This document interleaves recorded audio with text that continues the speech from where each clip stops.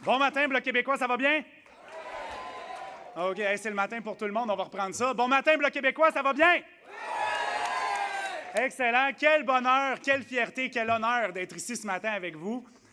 Puis, je vous le dis, il y en a qui le savent, il y en a qui ne le savent pas. C'est pour la première, mais aussi la dernière fois.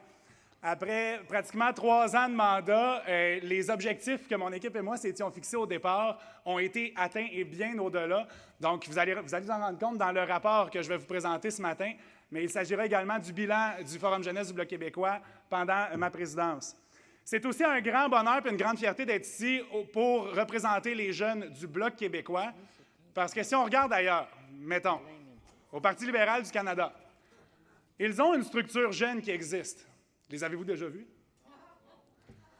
Des jeunes fantômes, peut-être. Pour le NPD, bien, on n'a pas besoin d'en parler. Puis le Parti conservateur du Canada, pire que ça, ils ont voté contre la création d'une aile jeunesse au sein de leur parti. Donc, ce que le Parti conservateur du Canada a dit à ses membres, c'est on est contre avoir un avenir, nous autres, comme parti politique. Alors, je suis vraiment, vraiment fier d'être ici pour le Bloc québécois parce que c'est un parti qui a choisi d'investir dans son avenir, dans les jeunes et la relève du Bloc québécois.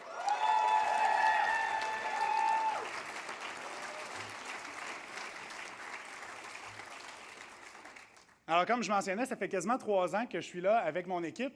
De la façon que ça a commencé, c'était en début 2020, avec une équipe qu'on a appelée le contingent du panache. On trouvait ça vraiment cool comme nom d'équipe, mais il y a une logique en arrière de ça.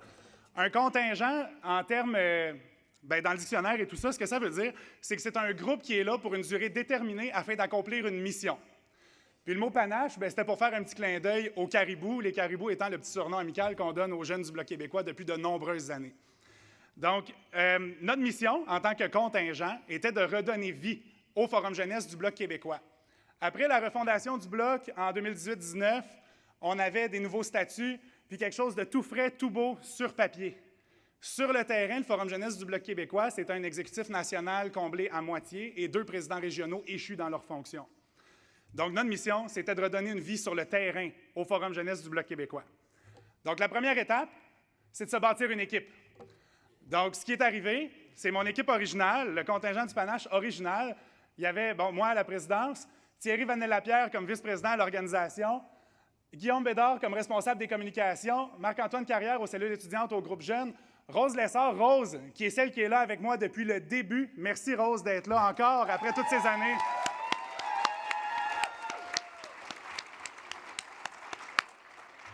On avait également Félix Uribilodeau comme représentant de la Commission de la citoyenneté et Carl Vaillancourt comme secrétaire général. Avec le temps, des gens ont certains défis personnels, des défis professionnels qui font qu'ils quittent notre équipe. Ce n'est pas parce qu'ils avaient nécessairement plus envie, c'est vraiment parce qu'il y avait d'autres défis. On dit on ne peut plus, on n'a plus le temps à donner, tout ça. Donc, on a fait quelques cooptations pour en arriver à l'exécutif national qu'on a aujourd'hui. Donc, je vais demander aux personnes, quand je vais les nommer, de se lever et de vous saluer pour que vous puissiez les applaudir. Donc, comme vice-président de l'organisation, maintenant, nous avons Raphaël Guérard.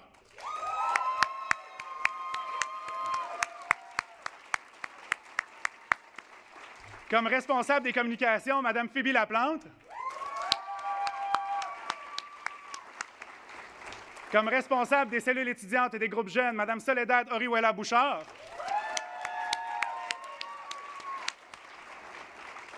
Comme responsable du contenu et représentant de la commission politique, nous avons toujours Rose Lessard. Comme représentant de la Commission de la citoyenneté, il n'est pas présent aujourd'hui. Par contre, il participe à la cérémonie de citoyenneté dans Longueuil-Saint-Hubert pour le Bloc québécois. On a Benjamin Parent. Et comme secrétaire général, notre ami Florent Sabourin-Lefebvre.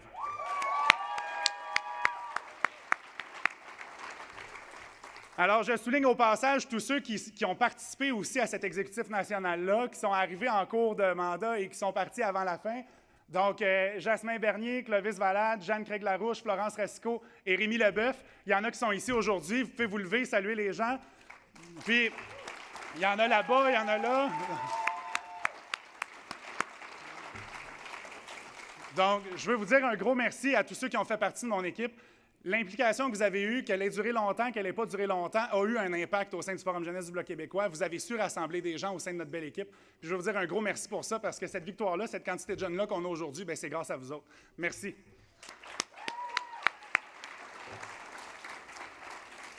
Maintenant, qui dit début de mandat en début 2020, dit également coïncidence, début d'une pandémie mondiale qui nous enferme tous chez nous. Alors, on s'est réinventé. On a fait des soirées virtuelles au Forum jeunesse du Bloc québécois. Donc, on a, dès le début du couvre-feu, on s'est donné une tradition. On s'est dit les vendredis à 8 h, on se connecte sur Discord puis on joue à Among Us. Puis ça, on a eu beaucoup de plaisir. Les vendredis soirs, c'était vraiment une tradition. À chaque vendredi, on le faisait tout au long du couvre-feu. On a découvert aussi d'autres jeux super amusants que je vous invite à découvrir si vous ne les connaissez pas, Scriblio puis Gartic Phone. Faites juste attention à ce que vous mettez dans Gartic Phone parce qu'il y en a qui peuvent enregistrer les dessins à la fin. On a une petite preuve ici. Mais ce qui retient surtout l'attention, c'est nos soirées virtuelles. On a fait 2 grosses soirées virtuelles qui ont rassemblé chacune plus de 40 personnes derrière leur écran sur Zoom. Alors, on a fait une cabane à sucre virtuelle. Quand il y a eu l'initiative Ma cabane à la maison, on a invité les gens à s'acheter une boîte de cabane à sucre, puis à encourager nos érablières qui vivaient des moments très difficiles. C'est un élément fort de notre culture au Québec, les cabanes à sucre, le sirop d'érable et tout ça. Donc, on s'est dit, bien tiens, on va les encourager, on va se faire une soirée. Puis on était au-dessus de 40, puis on avait 7-8 députés qui étaient là avec nous. Puis on avait également le 5 à 7 virtuel de Noël. En fait, c'était l'année passée, on pensait qu'on pouvait le faire en personne. Puis jusqu'à la toute fin, on y a cru. Mais avec les renouveaux, le nouveau confinement, on n'a pas eu le choix. On a retransformé ça en virtuel. Puis même si notre événement prévoyait 90 participants ou intéressés, on a quand même réussi à avoir au-dessus d'une quarantaine ou peut-être même une cinquantaine de participants à notre 5 à 7 virtuel avec les députés que vous voyez avec des beaux photomontages de Noël. Donc, je veux remercier tous les députés qui ont encouragé le Forum jeunesse du Bloc québécois pendant ce mandat-là. Votre appui a été d'une valeur inestimable. Ça a été une source de motivation incroyable. Fait que j'aimerais ça qu'on donne une bonne main d'applaudissement aux députés qui nous ont encouragés. Merci.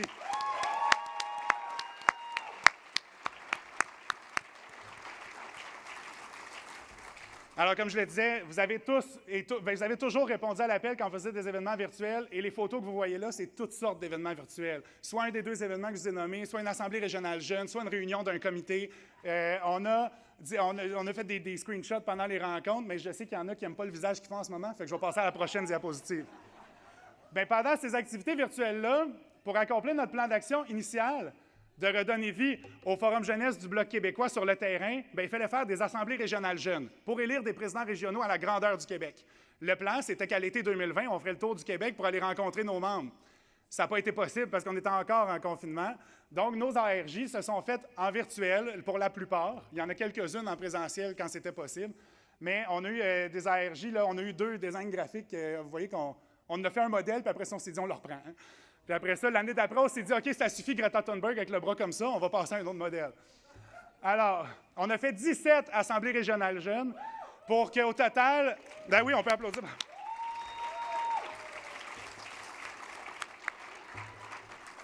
Et au final, ce que ça a permis, c'est d'avoir des présidents régionaux dans 12 régions. Donc, je vais les nommer. Ceux qui sont présents, levez-vous et saluez la foule, vous aussi. Ils sont en ordre alphabétique de région. Donc, comme président régional pour le Centre du Québec, on a M. Loïc Nadeau, que j'ai vu tantôt, il est là-bas. Dans Chaudière-Appalaches, on a Édouard Fournier. Là, on ne le voit plus. Si c'est possible de le remettre à l'écran, ça serait apprécié. En Estrie, Léa Lassalle. Dans Lanaudière, Étienne Langlois. Il est là. Dans les Laurentides, Félix Gionnet-Lavoie. Juste ici. Dans Montréal-Est, Yegor Komarov.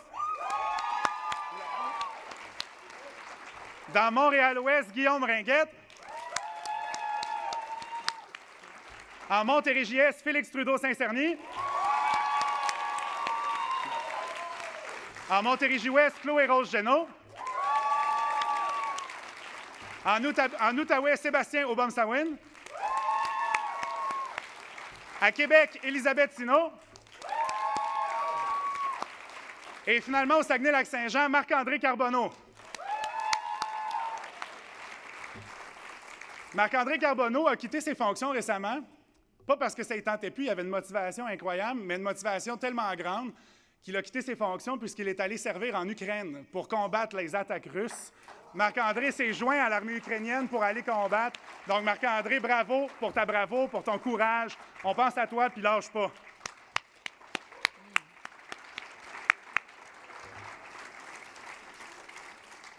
Je veux souligner au passage également Charlotte Lévesque-Marin, Emmanuel Mador, Jordan Craig-Larouche et Pierre-Gilles Morel qui ont été présidents régionaux pendant mon mandat également. Bravo à vous autres, ceux qui sont là. Salut Pierre-Gilles. Salut Jordan. Aussi, comme on était toujours en pandémie, le meilleur moyen de rejoindre des jeunes, c'est les réseaux sociaux. On a relancé plusieurs plateformes, on en a créé d'autres, et actuellement sur les réseaux sociaux, ce qu'on a, on a une page Facebook, on a un compte Instagram, on a un compte Twitter, on a un compte sur YouTube, on s'est ouvert un serveur Discord, celui que je vous parlais tantôt pour jouer à Among Us. On a maintenant un TikTok avec des vidéos qui circulent. TikTok, ça va rejoindre de plus en plus les jeunes. Facebook rejoint de moins en moins les jeunes, mais on essaie d'être partout en même temps pour rejoindre tout le monde. On a également démarré des balados qui ont des noms en l'honneur de M. René Lévesque. Donc, le balado À la prochaine fois et le balado Point de lire, qui est un balado littéraire. Donc, on a démarré ça et finalement, on a fait plusieurs vidéos directes avec des députés. Donc, des candidats pendant la dernière élection, des députés actifs, des gens qui s'impliquent. Je veux remercier tous ces gens-là qui ont accepté l'invitation un soir de semaine à 8 heures pour dire on va tourner une vidéo live avec le Forum Jeunesse. Ça a été vu et ça a été très apprécié par nos membres. Fait que merci à vous autres. Je pense que vous méritez aussi un applaudissement.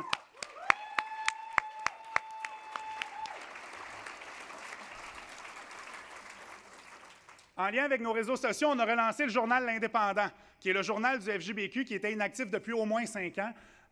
On s'est dit, là, on est en pandémie, on a des jeunes qui s'impliquent de plus en plus, il faut qu'on soit capable de leur donner une tribune. Et le journal L'Indépendant, c'est un journal où tous les jeunes peuvent écrire dedans, les propos engagent seulement les auteurs de leurs textes, puis ça permet aux jeunes d'être diffusés à travers le Québec. On n'a pas ramené la version papier, comme on était en pandémie, c'était inutile, puis avec une conscience environnementale, on s'est dit, on va sortir le PDF, puis ça va rejoindre en masse de monde. Donc, la première édition du Journal L'Indépendant, c'était pour la fête nationale en 2020. La deuxième, c'était pour fêter les 30 ans de l'élection d'un premier député du Bloc québécois. C'était une édition hommage à Gilles Duceppe. La troisième, c'était pour les 50 ans de la crise d'octobre. La quatrième, il n'y avait pas une raison particulière. En fait, c'est que maintenant, ça commençait à être diffusé, le Journal L'Indépendant, et on recevait plusieurs textes. Fait qu'on s'est dit, là, on en a beaucoup, il est temps qu'on sorte une parution du Journal L'Indépendant. C'est ce qu'on a fait. Et finalement, la cinquième, c'était pour faire un bilan de l'année 2020 qui avait été assez extraordinaire dans tous les sens et pour le temps des fêtes. Parallèlement à ça, merci. Par la suite, ce qui est arrivé, c'est qu'on a transformé le journal L'Indépendant en média numérique et qui donne une apparence beaucoup plus professionnelle qu'un document PDF. Et maintenant, c'est un site Internet qui est actif, qui existe. On attend les textes. Quand vous avez des textes, vous avez quelque chose à écrire, ça vous tente de vous exprimer dans un média qu'on diffuse, écrivez-nous à notre page du Forum Jeunesse du Bloc, puis on va vous faire un lien pour le média L'Indépendant. Le média L'Indépendant a aussi une page Facebook à contacter pour ça. Puis, il y a de nombreux textes qui sont dessus, rédigés par de nombreux membres jeunes, autant des gens impliqués que des gens moins impliqués. C'est vraiment une plateforme ouverte à tous, donc n'hésitez pas de vous y faire entendre. Parallèlement à ça, on a fait de nombreuses vidéos promotionnelles également, surtout au début du mandat pour se faire connaître. La première vidéo, c'était pour dire que des jeunes au Bloc québécois, ça existait. Hein, c'était vraiment le début du mandat. On est jeunes puis on s'implique au Bloc québécois. On était nombreux à le répéter dans la fin de cette vidéo-là. Donc aujourd'hui, on trouve ça drôle quand on la regarde parce qu'on trouve qu'avec le temps, on s'est amélioré. Puis notre première vidéo, c'est ça. Ça nous fait bien rire quand on répète tous les uns après les autres. Nous sommes jeunes et on s'implique au Bloc québécois. Ensuite, on en a fait une pour les 30 ans du Bloc québécois aussi, donc les 30 ans de la création du Bloc québécois. Il y en a une autre, maintenant que le monde savait qu'il y avait des jeunes au Bloc québécois, c'était pour inviter les gens à s'impliquer avec le Forum Jeunesse du Bloc. Et on en a fait une à la fin 2020 également pour un bilan des fêtes en parallèle avec le journal L'Indépendant que je vous présentais tantôt. Donc, une vidéo où chaque président régional qui avait été élu pendant l'année se présentait et on souhaitait tous ensemble à la fin un bon temps des fêtes. Donc, on en a fait d'autres par la suite. Là, les médias se sont de plus en plus activés. On a fait des plus courtes vidéos pour parler de nos différents projets et tout ça, mais nos principales vidéos qui ont commencé, c'est celles-là. Ce sont celles-là. Puis les autres, j'ai mis en exemple celle du bilan de l'année 2021. On a également recommencé nos cellules étudiantes. On a eu des belles surprises pendant notre mandat. À un moment donné, Mathieu Desquilbet, qui est notre directeur général, à l'époque, était responsable de l'organisation. Il m'appelle et dit « Hey, savais-tu ça? Tu as maintenant une cellule étudiante à l'Université Laval. » Bien, c'est des militants qui ne nous avaient pas contactés, de leur propre chef. On dit, on bâtit une cellule étudiante pour le Bloc québécois. Puis on était vraiment surpris puis vraiment contents. Fait qu'on est rentré en contact avec eux, on a établi ce lien-là, puis on a bâti une collaboration. Il est arrivé sensiblement la même chose avec le cégep de Matane. Un de nos militants, il est étudiant là-bas. Qu'est-ce qu'il a fait? Il a parti sa cellule étudiante au cégep de Matane, où on n'en avait jamais vraiment eu avant. Donc, c'est une nouveauté. Il est arrivé la même chose au cégep de Valleyfield. On a un jeune militant crinqué, Samuel Patnaud, pour ceux qui le connaissent, qui a démarré ça avec l'équipe de comté de Salaberry-sur-Roi. Donc, une cellule étudiante au cégep de Valleyfield. Puis de notre côté, on s'est dit, là, on a des cellules, c'est le fun, mais il en faut aussi dans les universités. Puis à Montréal, c'est là qu'on a le plus de jeunes à travers le Québec pour les études. Donc, on a pris contact avec des militants qui étudiaient à l'Université de Montréal, puis on a créé une cellule. Puis on a même fait un procédurier là, qui vous est présenté là. Et pour terminer, je suis vraiment très, très fier. C'est une grande fierté pour moi de vous annoncer que comme dernière action, en tant que président du Forum jeunesse du Bloc québécois, j'ai contribué avec des militants qui m'ont contacté à relancer le Bloc québécois de l'Université de Sherbrooke, qui était la cellule que j'avais fondée il y a 5 ans. Donc, bravo! Ça m'a fait vraiment plaisir que les militants se mobilisent pour ça. Ça m'a fait un petit chaud au cœur de savoir que ma cellule étudiante, qui avait comme disparu depuis une couple d'années, revenait en vie avant mon départ. C'était comme un de mes objectifs cachés là, que j'avais à l'interne, qu'on puisse relancer ça, puis je suis vraiment content que ça ait eu lieu. Ensuite, la pandémie nous a laissé tranquilles un petit peu à travers le temps. On a pu reprendre nos activités en personne. Et les photos que vous voyez là, c'est à peu près, c'est même pas la moitié des activités qu'on a fait pendant le mandat. Donc, il y a une photo par événement. Il n'y a pas d'événement qu'on voit sur plusieurs photos. Je vous avoue, quand j'ai fait ce petit montage-là, c'est là que les émotions me sont montées un peu parce que je voyais donc qu'on avait fait beaucoup d'événements, qu'on avait rencontré beaucoup de monde. Puis, je suis vraiment fier que les militants se soient mobilisés pour ça. On a fait des activités en personne à l'occasion de la fête nationale. On a participé à différentes manifestations pour différentes causes qui nous tenaient à cœur. On a fait de nombreux bières politiques. Nos présidents régionaux en ont organisé. On est allé participer avec eux. On a participé, on a fait nos assemblées régionales jeunes. Il y en a quelques-unes qu'on a pu faire en présentiel.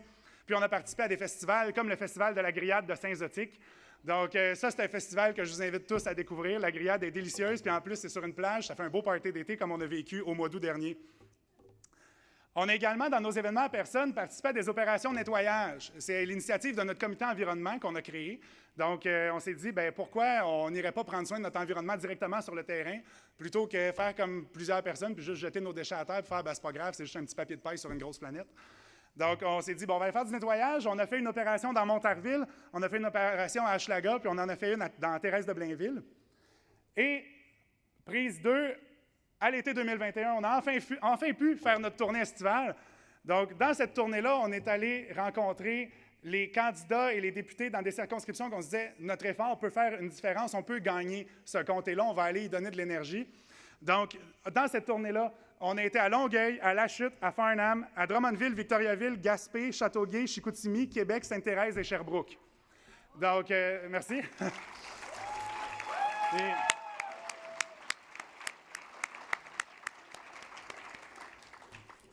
Puis on avait prévu aussi aller à Trois-Rivières puis à Montréal, mais la campagne électorale s'est déclenchée hâtivement, donc on était très contents d'avoir pu faire notre tournée estivale au moment où on l'a fait parce qu'on était vraiment juste à temps pour la campagne qui, au début de notre tournée, on n'était pas certain si ça s'en venait tout de suite ou pas.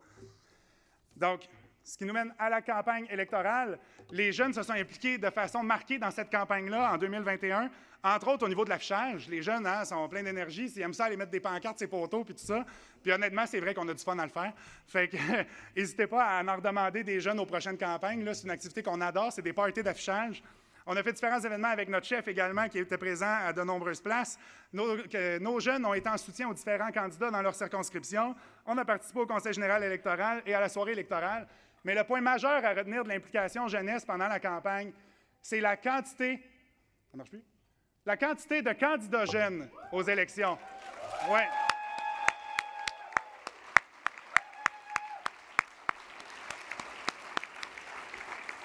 Ça, c'est une belle source de motivation pour une aile jeunesse d'un parti politique quand les membres de l'aile jeunesse représentent le quart des candidats à l'élection pour un parti aussi hot que le Bloc québécois. Bravo les jeunes!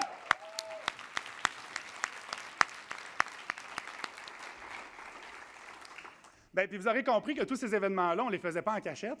C'était très public et ça nous a offert une belle visibilité médiatique. Donc, autant dans notre tournée estivale, on a eu des communiqués de presse qui ont été envoyés, qui ont été diffusés. On a eu des articles qui ont été rédigés par des journalistes qui se sont pointés à nos événements. On a également, à la soirée électorale, eu plusieurs entrevues, des entrevues pendant la campagne, du porte-à-porte avec Alain Terrien dans la prairie avec tous nos beaux T-shirts. Donc, cette visibilité-là nous a aidés à aller chercher d'autres militants, d'autres jeunes qui nous ont trouvé ces réseaux sociaux et ont dit « Hey, wow, je ne savais pas que ça existait, le Forum jeunesse du Bloc, j'aimerais ça m'impliquer. » On leur a tous fait une place. Et le dernier point que je veux vous mentionner pendant mon rapport, c'est qu'on s'est également impliqué au niveau communautaire en participant au défi 28 jours sans alcool. Le défi 20 toujours sans alcool, c'est la Fondation Jean Lapointe qui organise ça. Et la Fondation Jean Lapointe vient soutenir les initiatives pour aider les jeunes à se sortir des dépendances. Donc, des dépendances à l'alcool, aux drogues, des dépendances comme la cyberdépendance et autres. Donc, cette fondation-là vient en soutien aux initiatives pour les aider. On s'est dit, nous autres, en tant que Forum jeunesse du Bloc québécois, bien, si on est capable d'aider, on va le faire. Puis, ce qui est vraiment le fun là-dedans, c'est qu'on a de nombreuses personnes qui ont participé au défi, autant jeunes et moins jeunes. Puis, l'objectif initial de récolter 1 000 $ pour notre équipe bien, a été largement dépassé. On a récolté plus de 3 000 $ pour la fondation. Donc, bravo aux gens qui se sont impliqués.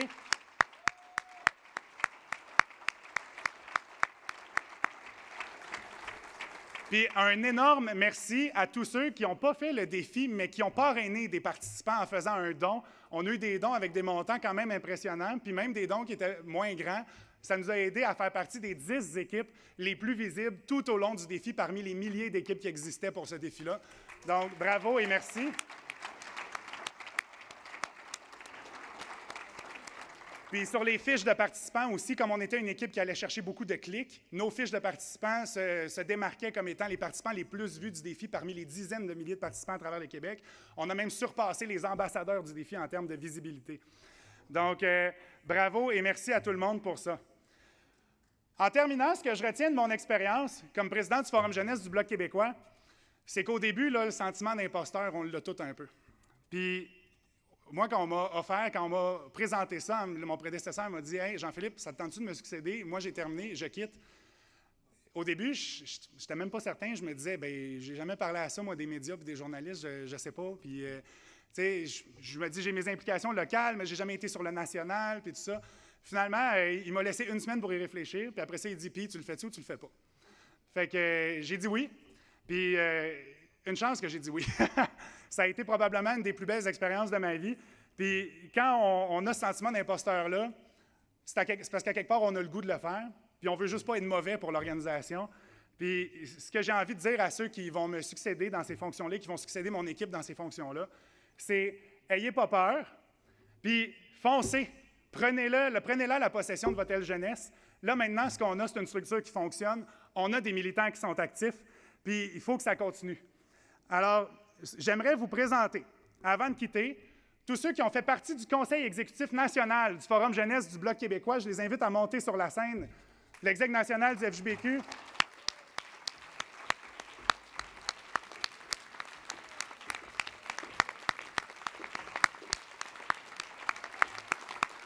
Et mesdames et messieurs, les membres du Forum jeunesse du Bloc québécois.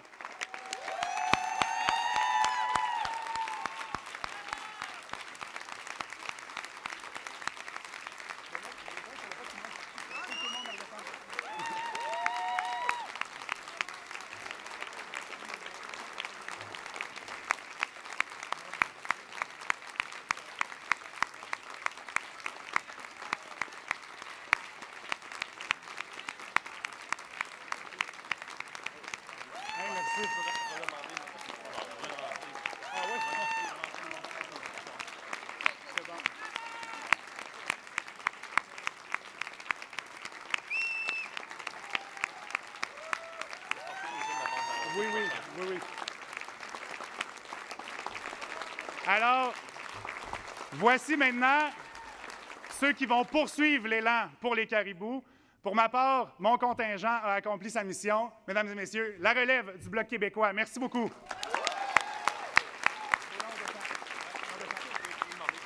mais là, on y va.